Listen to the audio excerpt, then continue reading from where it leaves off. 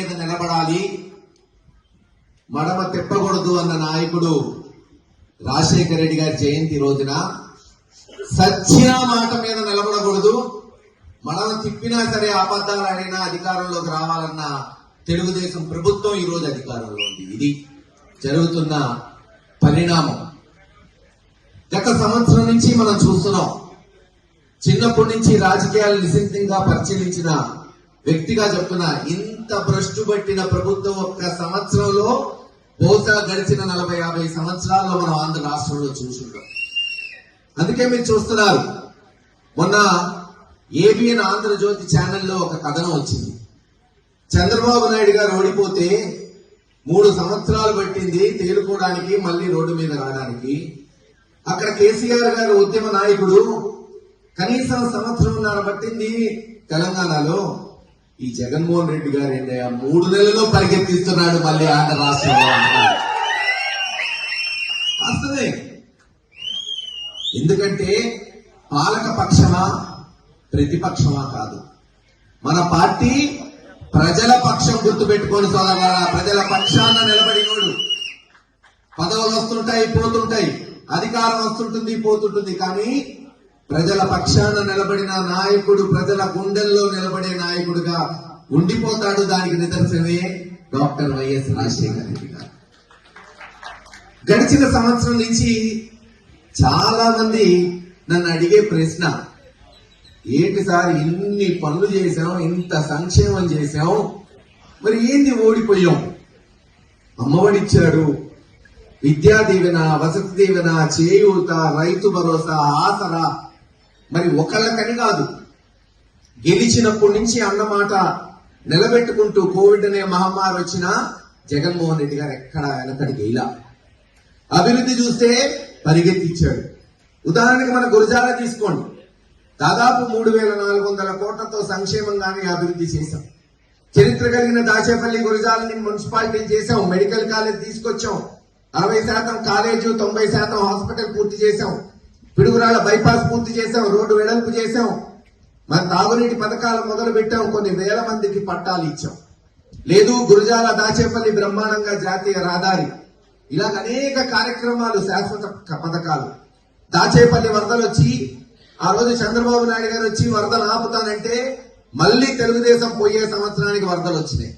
కానీ ఒక ముఖ్యమంత్రిగా చంద్రబాబు నాయుడు గారు చెల్లింది, ఒక బిడ్డ ఎమ్మెల్యేగా మీ బిడ్డ కాకు మహేష్ రెడ్డి చేసి పెట్టాడు. ఇలా అనేక పనులు చేసినా మన అనేక మంది అడుగుతుంటారు, ఏంటండి ఓడిపోయాము? కొన్నిసార్లు తప్పదు, కాలం రూపంలో వస్తుంటుంది. మహాభారతంలో సన్నివేశం ఉంటుంది, యుద్ధం అయిపోయింది, పాండవులు గెలుస్తారు. ధర్మరాజుని శ్రీకృష్ణుడు చెప్తాడు, పోయి భీష్మాచార్యుడి దగ్గర విద్య నేర్చుకో, భీష్మాచార్యుడు వంటి వ్యక్తి చనిపోతే ఇంకా రాజనీతి చెప్పేవాడు లేడని. ధర్మరాజుని చూసిన వెంటనే భీష్మాచార్యుడు అంటాడు, ఏం గెలిచారా నల్ల రాజట ధర్మజుండు, సురరాజు సుటున్నట్ట ధన్వి, ఛాత్రోద్వేజకమైన గాంధీవము బిల్లు అట్ట సారథి, సర్వయోగ సంయోజకుడైన చక్రి ఉగ్ర దరాడు భీముడై యాజికి తోడు వచ్చినట్ట ఈ పాండవులకు ఆపద ఊహించండి. యావత్ భరత ఖండానికి రారాజు ధర్మరాజు. పోనీలే ధర్మరాజు ఏముందిలే, కొట్టేద్దాం అనుకున్నావా, పక్కన అర్జునుడు. ఏముందిలే అర్జునుడు అంటే గాంధీవం ధరించిన వ్యక్తి. ఇంతేనా అంటే శ్రీకృష్ణుడు రథసారథి. ఇంతేనా అంటే మళ్ళీ గదాధరుడు భీముడు తోడు. కానీ ఇంతమంది ఉన్నా ఆ ముందు రోజే అశ్వత్థామ వచ్చి ఉప పాండవులు చంపాడు. అంత గొప్ప పాండవులకే ఆపదొస్తే మనం ఎంత సోదరులారా ఆలోచించండి. మరి ఇన్ని పథకాలు చేపట్టిన జగన్మోహన్ రెడ్డి గారు ఓడిపోయాడంటే కాలం, కష్టం కాలం అతిక్రమ అన్నట్టు కాలాన్ని ఎవ్వరు అతిక్రమించలేరు. ఏమో ఒక్కొక్కసారి కొన్నిసార్లు మంచే జరిగిందేమో. జగన్మోహన్ రెడ్డి గారే గెలిచి మళ్ళీ పథకాలే కొనసాగితే ప్రజల్లో ఆయనకున్న విలువ ఇంత పెరిగేది కాదేమో. బహుశా ముఖ్యమంత్రిగా ఉండకన్నా ఈ రోజు ఓడిపోయిన తర్వాత ఆయన విలువ 10 రెట్లు పెరిగింది ఆంధ్ర రాష్ట్రంలో. ఆ రోజు చంద్రబాబు నాయుడు గారు ఊరు వాడ ఒకటే చెప్పాడు, జగన్మోహన్ రెడ్డి గారు ఇచ్చిన దానికి రెట్టింపిస్తాను, పేర్లు మార్చిస్తాను. ఆంధ్ర రాష్ట్రంలో సంపద సృష్టించి ఇస్తానన్నాడు. ఇచ్చాడా? ఒక్కొక్క ఆడపడుచుకి నెలకి 1500, సంవత్సరానికి 18,000 ఇస్తా అన్నాడు. ఇచ్చాడా? 20 లక్షల మందికి ఉద్యోగాలు ఇస్తా అన్నాడు. ఉద్యోగం ఇచ్చే వరకు నిరుద్యోగ వృత్తికి నెలకు 3,000 ఇస్తా అన్నాడు. ఇచ్చాడా? 3 గ్యాస్ సిలిండర్లు ఫ్రీగా ఇస్తా అన్నాడు. ఇచ్చాడా? ఆడవాళ్ళు అదే చెప్తున్నారు, గ్యాస్ వచ్చింది కానీ గ్యాస్ కొట్టడానికి గ్యాస్ వచ్చింది కానీ గ్యాస్ సిలిండర్ రాలేదయా అంటున్నారు. ఫ్రీ బస్సు ఇస్తా అన్నాడు. ఇచ్చాడా? తెలంగాణలో అయిపోయిందట బస్సు. పోనీ పేరు మార్చాడు, అమ్మఒడికి తలకి వందనం చేశాడు. అందరికి ఇచ్చాడా? మోసం, దగ. మొన్న వాళ్ళ ప్లీనరీ జరిగితే దాంట్లో లోకేష్ గారు అడిగాడంట, అందరు కార్యకర్తలు అడుగుతారుగా, మరి ఏం సార్ సంవత్సరం అవుతుంది ఇళ్ళకి పోవాలంటే తిడుతున్నారు. చంద్రబాబు నాయుడు గారిని అడిగారంట, నానా ఇంకా సంవత్సరం అవుతుంది మరి పథకాలు ఇవ్వాలి కదా, సూపర్ 6 ఎప్పుడు ఇస్తామని అడిగితే బాలేనిరా ఇద్దామన్నాడంట, కొడదామన్నాడు. బాలేంది, కొట్టేదేంది, 6 ఏంది అంటే నీ తెలియదులే, బాలేని ఎవరేయాలన్నా అంట. వేసేవాడు ఆడతాడు, అప్పుడు కొడదాంలే అన్నాడు. పోనీ 6 మాట దేవుడి పేరుగా ఆ 4, 2, 1 ఇద్దామంటే, అరే కూర్చోడా, చిన్నప్పుడు పిల్లలు అన్నం తినడానికి జాబిలిరా కొండెక్కిరా అంటాం, జాబిలి వచ్చిద్దా ఏంది, మురాయిస్తాం, అలాగే ఓట్లకు కూడా అంతే అన్నాడు.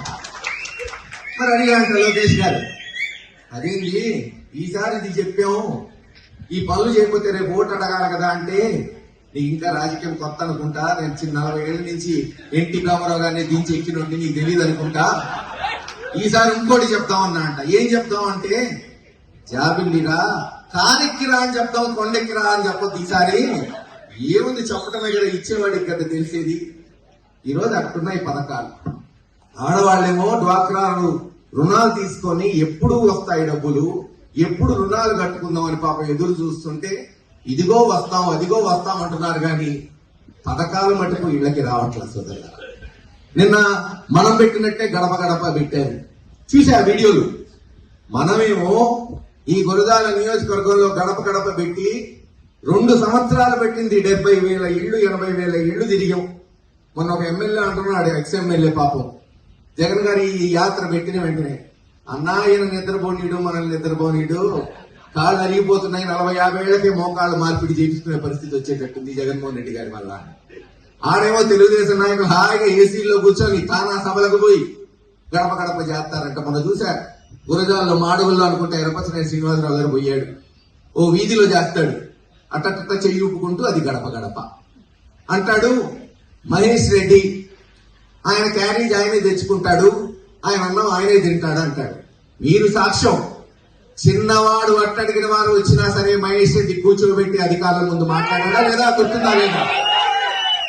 మీలాగా సెల్ ఫోన్ చూసుకుంటూ నిలబెట్టి మాట్లాడే సంస్కృతిలో పుట్టిన బిడ్డ కాదు మహేష్ రెడ్డి, గుర్తుపెట్టుకోండి సోదరులారా.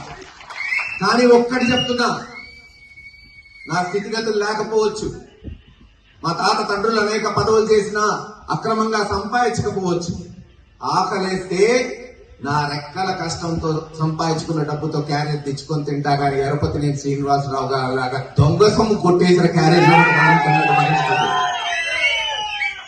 ఇలా అనేక కార్యక్రమాలు ఈరోజు మనం చేసుకుంటూ పోయాం, ఇంకా ఉన్నాయి. ఇందాక వక్తలు చెప్పారు, ఈరోజు మన పోరాటం తెలుగుదేశంతో కాదు, వాళ్ళ పెంపుడు కుక్కల్లాగా తయారైన కొంతమంది పోలీస్ అధికారులతో, అందరితో అన్నట్ల కొంతమంది అధికారులతో. గ్రామంలో మీ మీద చేసే దమ్మున నాయకులు లేరు, అది నాకు తెలుసు. ఎందుకంటే తాట తీస్తారని మీ దగ్గర వాళ్ళకి తెలుసు కాబట్టి. అక్రమంగా కేసులు పెట్టడం, చాటును పోయి పెట్టడం, సిఐల చేత ఎస్ఐల చేత కొట్టియటం చూసాము ఈ సంవత్సరంలో. చాలా చూసాం, నా చిన్నప్పటి నుంచి బాంబు దాడులు చూసాం, బాంబు సంస్కృతి చూసాం, రిగ్గింగ్లు చూసాం, అన్ని ఎదుర్కొన్నాం. కానీ ఏ రోజు కూడా పోలీసులను అడ్డం పెట్టుకుని తెలుగుదేశం కొట్టించిన దాఖలా చూడ. 2014 నుంచి 19 కొన్ని చూశాను, ఇప్పుడు ఎక్కువ చూస్తున్నా. ఒకటే చెప్తున్నా మీ బిడ్డగా, రేపు అధికారం వస్తుంది, 4 సంవత్సరాలు రాకుండా ఉండేది లేదు. జగన్మోహన్ రెడ్డి గారిని ముఖ్యమంత్రి కాకుండా ఆపే దమ్మున నాయకుడు భారతదేశంలో లేడు. వీళ్ళకి వచ్చిన వెంటనే మీ మీద అక్రమ కేసు పెట్టిన అధికారి కావచ్చు, ఎందుకంటే తెలుగుదేశం నాయకులు అందరు నన్ను ఉన్నారు దాంట్లో 10-20% మంది దొంగ కేసులు పెట్టిన వాళ్ళు. వాళ్ళ సంగతి నా వరకెందుకు, మీరే చూసుకుంటారు. పరిగెత్తి ఇచ్చి తంటారు, రేపు తెలుగుదేశం వేరేగా ఉంటుంది. కానీ మీ మీద అక్రమ కేసు పెట్టిన అధికారులు గాని, మీ మీద చేయేసిన అధికారులు గాని ఖచ్చితంగా కేసు పెట్టి అదే పోలీస్ స్టేషన్ లాకప్ వేసేటట్టు చేస్తాడు మీ బిడ్డ కాసు మేజిస్ట్రేట్ గుర్తు పెట్టుకోండి సోదరులారా. ఇప్పటికే అనేక కేసులు పెట్టాం. ఎక్కడ అన్యాయం జరిగినా కలమెత్తుతున్నాం. చేతనైనంత వరకు అన్ని చేస్తున్నామని నేను చెప్పలేను. ఎందుకంటే పాపం చాలా మంది దెబ్బలు తిన్నోళ్ళు కూడా భయంతో ముందుకు రావట్లా. వాళ్ళకి ధైర్యాన్ని ఇస్తున్నాం, ఒక్కొక్కటిగా వెలుగుతున్నాం. మొన్నే చూశారు, ఎన్నుకోట్ల దినోత్సవం రాష్ట్రం మొత్తం జగన్మోహన్ రెడ్డి గారు చేస్తే పిడుగురాళ్ళ దద్దరిల్లింది వైఎస్ఆర్సీపీ. రాష్ట్రం అంతా ఇటువైపు చూసేటట్టు చేశారు, మీ దమ్ము చూపెట్టారు. ఇలా అనేక కార్యక్రమాలు ముందుకు పోవాలి, అందరినీ కలుపుకొని పోవాలి. చిన్న చిన్న భేషజ్వాలాలు ఉంటే పక్కన పెట్టుకోవాలి. అందరం కూడా ఈ రోజు కావాల్సింది ఐక్యమత్యత. ఎవరిని పోలీసులు తీసుకెళ్లారు, ఎవరికి అన్యాయం జరిగింది, ఎవరిని కొట్టారనేది కాదు, కొట్టిన బిడ్డ మన బిడ్డ అనేది గుర్తు పెట్టుకోండి సోదరులారా. అలా నలిగితేనే, అలా ముందుకు పోతేనే మనకి భవిష్యత్తు ఉంటుంది. ముందుండి నడిపిస్తాడు మీ మహేష్ రెడ్డి. మీరు నాతో చేయి కలుపు నిలబడి చాలు, అంతే చూసుకుందాం ఎవడొచ్చినా సరే. ఏది ఏమైనా అనేక కార్యక్రమాలు మనం ముందుకు పోవాలి. రేపు సంక్రాంతి నుంచి జగన్ బాట అనే కార్యక్రమం మళ్ళీ గురజాల నియోజకవర్గంలో మనం మొదలు పెడదాం. ప్రతి గ్రామానికి పోదాం. ప్రతి గ్రామంలో మళ్ళీ పల్లె నిద్రలు ఉంటాయి. అందరినీ సమైక్య చేసుకుందాం. ప్రజల కష్టాలు తెలుసుకుంటూ, వాళ్ళకి జరిగిన అన్యాయాన్ని వివరించుకుంటూ ముందుకు పోతే తప్పకుండా 4 సంవత్సరాల్లో, బహుశా 3 సంవత్సరాలు కూడా కావచ్చు. చూస్తుంటే ఎన్నికలు జమిలీ ఎన్నికలు అంటున్నారు. జమిలీ పెడతారా, జనరల్ ఎన్నికలు పెడతారా? ఏ ఎన్నిక పెట్టినా గెలిచేది వైఎస్ఆర్సీపీ పార్టీదే, ముఖ్యమంత్రి అయ్యేది జగన్మోహన్ రెడ్డి గారి అనేది గుర్తు పెట్టుకొని ముందుకు పోతూ ఈ రోజు ఈ సమావేశానికి విచ్చేసిన మీ అందరికీ పేరు పేరున ధన్యవాదాలు తెలియజేసుకుంటూ జోహార్ వైఎస్ఆర్, జోహార్ వైఎస్ఆర్.